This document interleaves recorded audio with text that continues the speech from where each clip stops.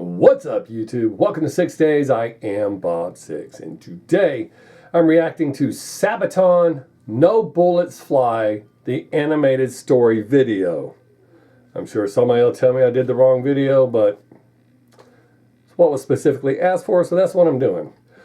The only other thing I gotta say before I start is people have been asking me to do a Q&A video again. It's been about a year since I've done one. I don't know why anybody wants to know anything about me, but I've already gotten a few good questions.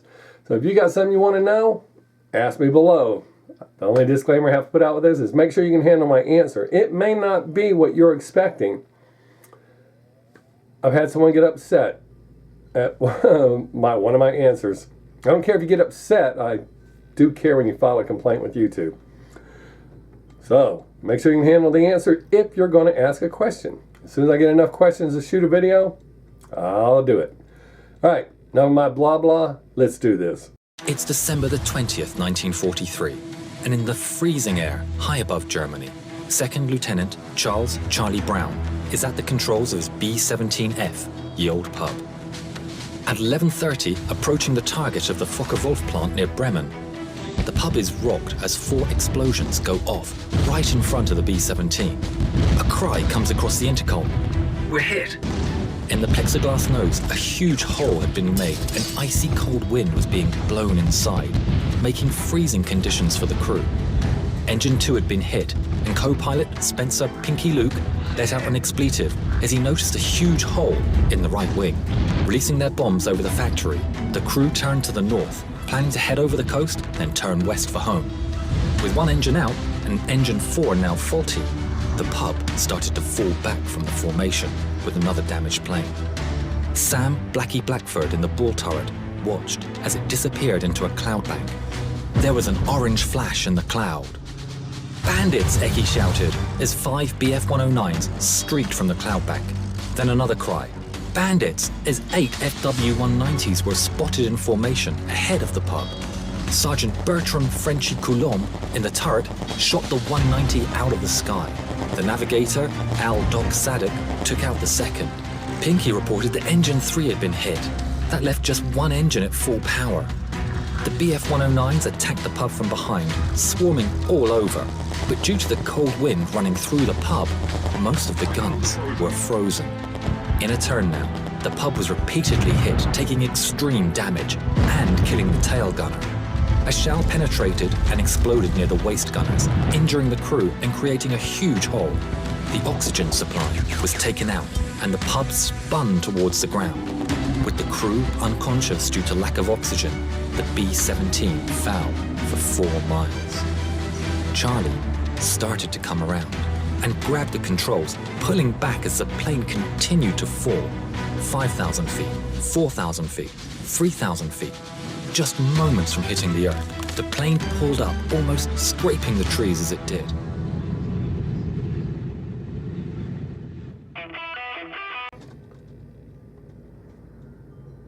I'm good with that. The songs can only make it better.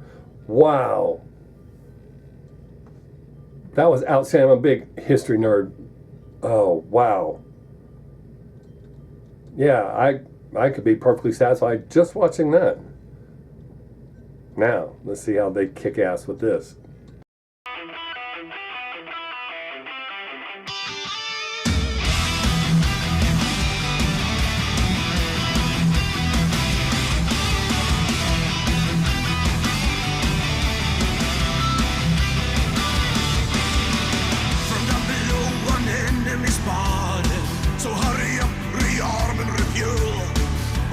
Bombers damage that dream. See wounded men scared to the bone.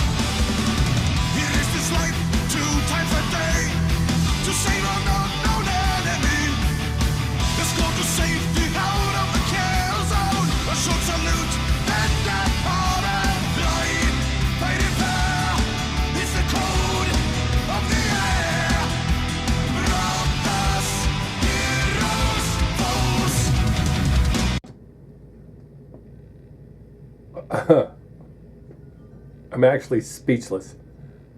Outstanding. I mean, kind of reminds me of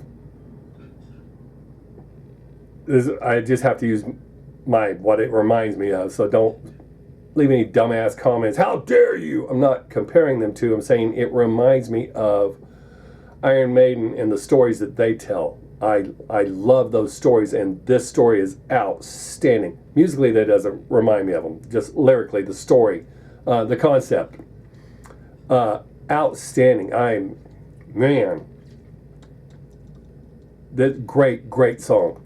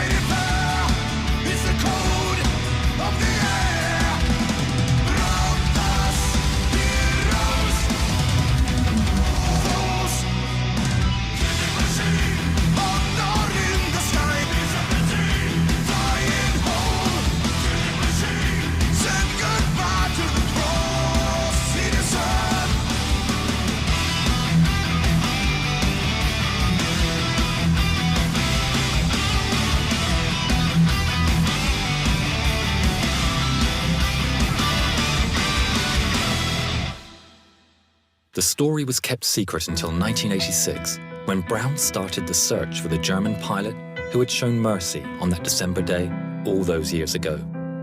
In 1990, Brown received a letter from a man named Stigler, who was living in Canada. Stigler explained that he had been the pilot of the German fighter who had escorted Ye Olde Pub. This video is of their first meeting. Franz, what were your feelings when you met again for the first time? I was so happy as we met that I dropped him and hugged him. It wasn't easy.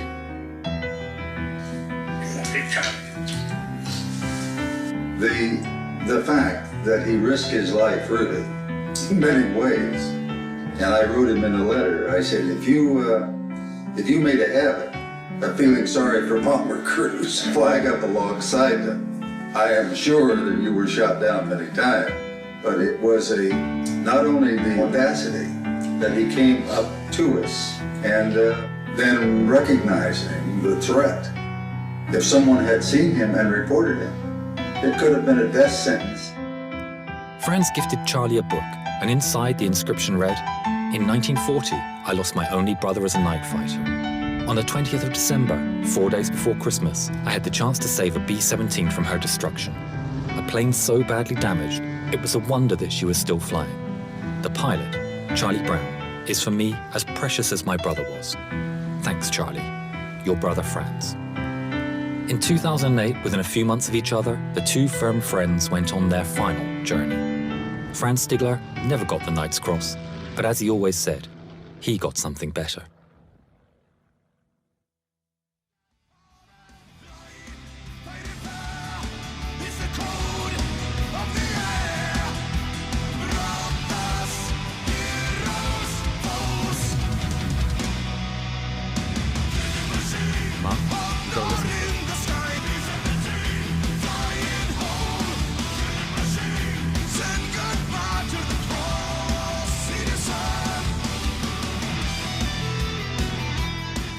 Hi, my name is Jovita Tanstiegler. I would like to thank Sabaton and your song, No Bullets Fly. Because of this, the story of my father will live on. See you on your next concert tour. Safe journey, gentlemen, and again, thank you.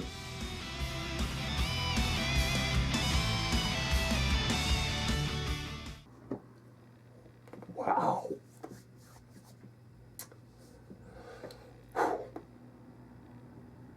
Very moving.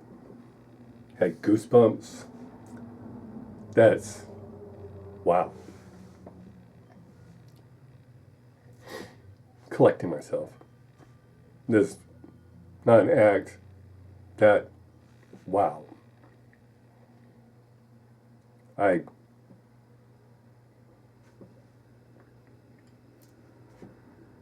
Phenomenal. That's probably one of the best songs I've heard this year, if not in a couple of years. Wow. I think I'm going to bump this. It's actually not scheduled to be released until Sunday. Today's Friday. I think I'll edit this and release it today. I don't normally do that, but man, how moving. Wow. I mean, the story in the beginning was great, the song was great, but the end, wow. Outstanding. I'm definitely looking at hearing some more and reacting to more from them. Wow.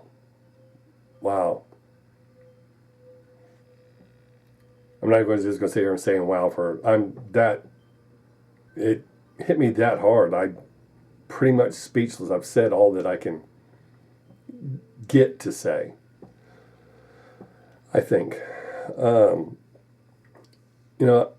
I told the story in one of my other videos, and I think only one person referenced hearing the story. But I know that this is not an uncommon act amongst soldiers. And so I'm going to tell the story again, just in case you didn't see my story in the other. I used to work for a French lady, and her father, who was French, she had left me with him one day to watch him. He was older. He didn't speak English. He spoke French and some German, and I speak German. So between the German-French dictionary, we communicated throughout the day. But he told me a story of during the war, they had caught a Jewish woman and left a young Nazi to kill her, and he didn't do it. He showed compassion and let her go. They found out. So the next day, they brought him back to that location and called all the people out of their homes and said, this is what happens when you do not follow our orders. They shot him in the head, killed him right there. And her father said that had such an impact on him throughout his entire life. He would never, ever forget that, which I don't imagine he would. That was just, wow. So, as I've said in the other videos, they're soldiers, but they're also human beings.